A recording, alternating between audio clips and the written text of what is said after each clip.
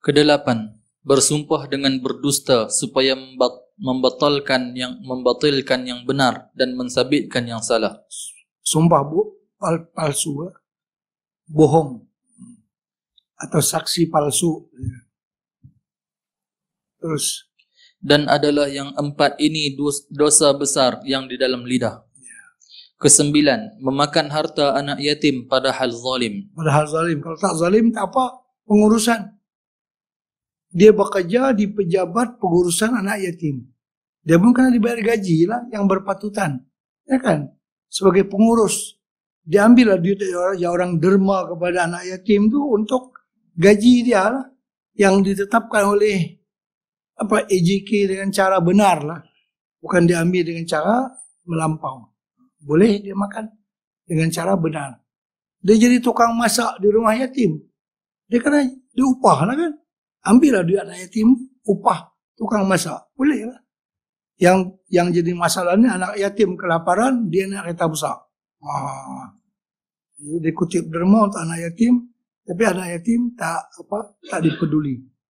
Dia nak mengayakan diri sendiri. Itu maksudnya melampaui. Orang itu innama ya'kuluna fi butunihim nara. Hanya saja duk telan api lah. Duk telan bara api neraka. Pasal apa? Memakan harta anak yatim. Terus. Kesepuluh, makan daripada harta riba. Harta riba banyak sangat dari yang konvensional lah, yang riba. Dalam kitab ini dulu masa juzu kedua kita baca.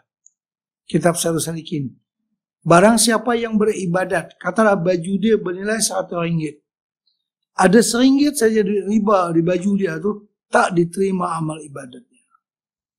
99 lagi halal. Bercampur RM1 saja yang riba, akan ditolak amal ibadat dia. Ini riba ini cukup berbahaya. Dalam Al-Quran, dosa yang paling besar. Bagaimana maksud besar itu? Allah Ta'ala mengisytiharkan dia itu berperang dengan dia.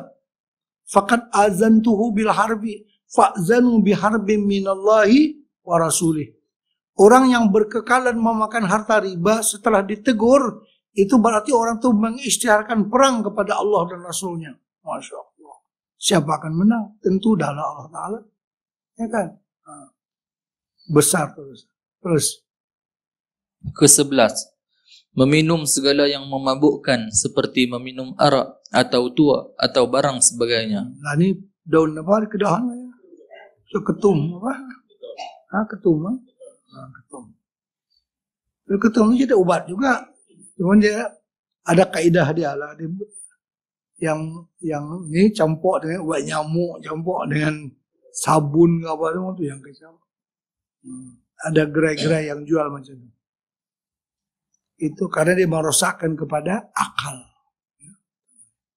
Terus. Dan adalah yang tiga ini dosa besar yang di dalam perut. Ke-12, berzina. Ke-13, menjima' dubur. Lewat. Walaupun dengan istrinya sendiri tak boleh. Laki-laki dengan laki memang tak boleh lah. Istrinya dia buat macam tu tak boleh juga. Lewat juga namanya. Tak boleh. Dan adalah yang dua ini dosa yang di dalam faraj. Ke-14, membunuh manusia. Ke-15, mencuri. Membunuh manusia. Orang yang pernah membunuh manusia, hidupnya tu timing tak betul lah.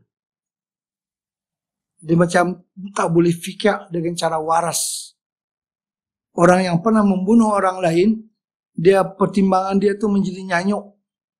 Karena sebab dosa membunuh orang lain. Jadi jangan terlibat dengan apa-apa pun kegiatan yang boleh membunuh orang lain. Karena akal orang tu akan hilang. Kalau apakah lagi dia sendiri yang melakukan pembunuhan tersebut, dia tu akan menjadi macam tak ketahuan. Nak kata siang ke malam, nak kata nak makan ke tak, sembahyang ke tak. Jadi macam bengong lagu tu lah. Itu karena hukuman Allah Ta'ala kepada orang yang pernah membunuh orang lain. Kecuali membunuh yang disyariatkan. Seperti qisas dan sebagainya. Itu lainlah. Algojo yang memang ditugaskan. Ini saja dia bunuh orang lain lah. Dia tembak ke apa ke semua. Akibatnya macam itulah, otak dia tak betul lah cara berfikir. Hidup pun sengit lagu tu lah, tak boleh nak jadi waras macam biasa. Itu membunuh, mencuri. Dan adalah yang dua ini dosa yang di dalam tangan. Ke-16, lari daripada tengah perang sabilillah. Ya, tengah-tengah perang dia lari, tak boleh. Kan termasuk dosa besar. Al-firaru minaz zahfi. Lari daripada peperangan. Lagi berdepan dengan musuh, dia cabut lari. Kecuali ada sebab tertentu.